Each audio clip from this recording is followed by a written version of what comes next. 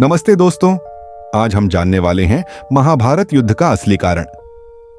ऐसी कौन सी घटना थी जिसके कारण अपने ही सगे भाइयों के साथ युद्ध करना पड़ा? यानी कि पांडवों और कौरवों के बीच क्यों युद्ध हुआ, जिसे आज हम महाभारत युद्ध के नाम से जानते हैं।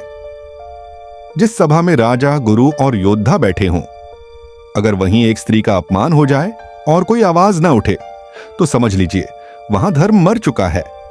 यह कहानी है द्रौपदी के उस अपमान की जिसने महाभारत को जन्म दिया। इस घटना के बारे में शुरुआत से जानते हैं।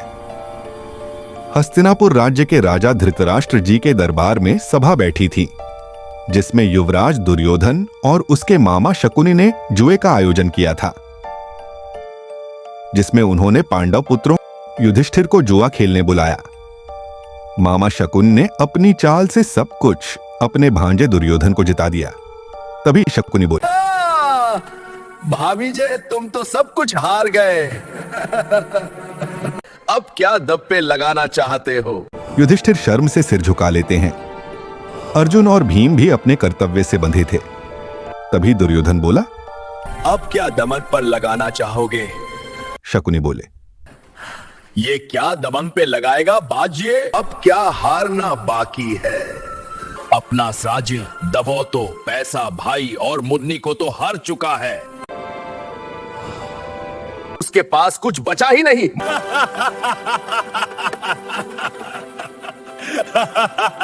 दुर्योधन बोला, जाग तथा उस औरत को लेकर आ। जी भैया, अब मैं लेकर आता हूं। दुशासन द्रौपदी के कक्ष की ओर बढ़ने लगा। दुशासन बोला, चलो, हमने तुम्हें जीत लिया है। मैं अभी नहीं आ सकती, लाओ तुम। मुझे पता है, गांधी की रेशगिरी तुम ऐसे नहीं मानेगी। तुझे घसीट कर ही ले जाना पड़ेगा। दुशासन द्रौपदी के बाल खींचकर उसे घसीट कर ले जा रहा था। दुर्योधन बोला, लेकर आओ यहां उसे। उसकी जगह मेरी जातियों पर है।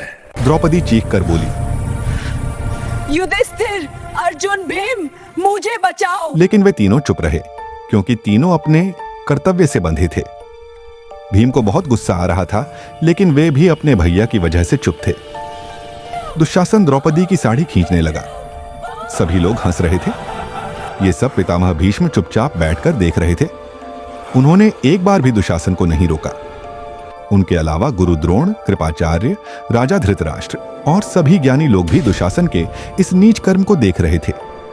लेकिन न तो बोले पितामह भीष्म, न बोले गुरु द्रोण, न बोले कृपाचार्य और न ही बोले राजा धृतराष्ट्र। दुशासन द्रौपदी की साड़ी खींचता जा रहा था। द्रौपदी चिल्ला रही थी, लेकिन उसकी आवाज सुनने वाला कोई नहीं था। द्रौपदी अंदर से टूट चुकी थी। जब द्रौपदी को कोई और रास्ता दिखाई नहीं दिया तो उसने सब कुछ भगवान श्री कृष्ण पर छोड़ दिया।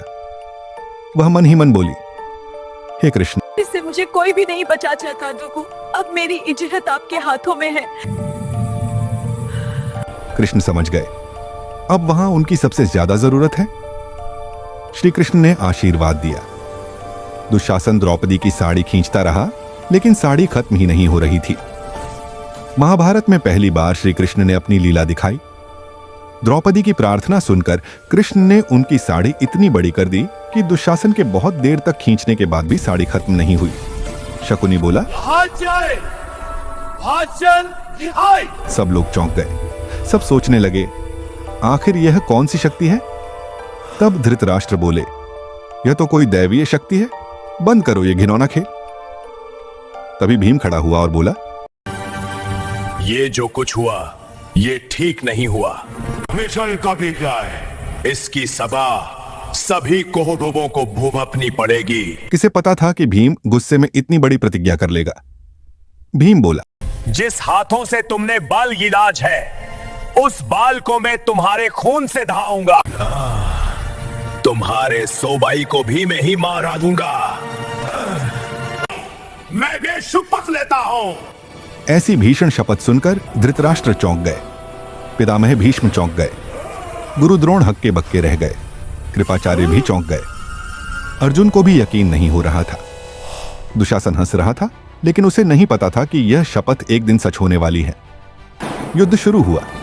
और कौरवों के महान योद्धा एक एक करके मरने लगे। तभी दुर्योधन ने दुशासन से कहा, तुम हरीब में मेरे साथ ही रहते।